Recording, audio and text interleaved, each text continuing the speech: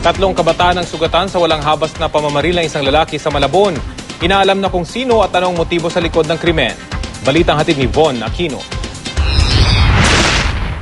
Naabutan ng GMA News Team ang dalawang binatilyo na ito na may bakas pa ng dugo sa kanilang mga damit habang nagbibigay ng kanilang salaysay sa presinto kaugnay ng nangyaring pamamaril sa Maya-Maya Street, Barangay Longos, Malabon City, pasado alas 10 kagabi. Kwento ng 17 anyos na saksi na itago natin sa pangalang Junmar. Nakita niyang may binubugbog sa eskinita kung saan sila nakatambay ng mga kaibigan. Nakarinig din daw sila ng putok ng baril. Pero maya-maya pa, nakita na rin niyang nakahandusay na ang isang kabarkada dahil sa tama ng bala sa binti.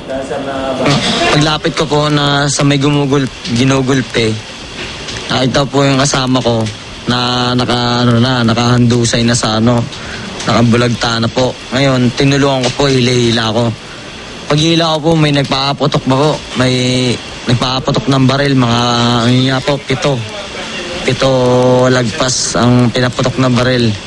Dahil sa kagustuhang mailigtas ang sugatang kaibigan, pinilit daw ni Junmar na makarating sa isa pang eskinita habang hila-hila ang kaibigan.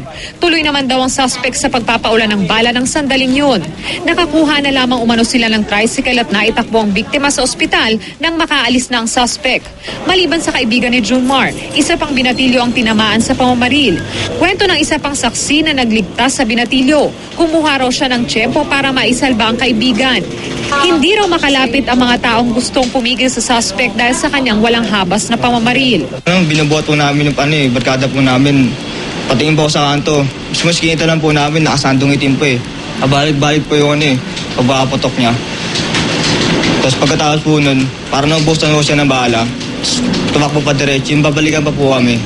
Maliban sa dalawang binatilyo, isa pang dalagita ang sugatan din na agad na isugod sa ospital. Patuloy namang inaalam ng mga otoridad ang pagkakakilanlan ng suspect at kung ano ang motibo sa pamamaril.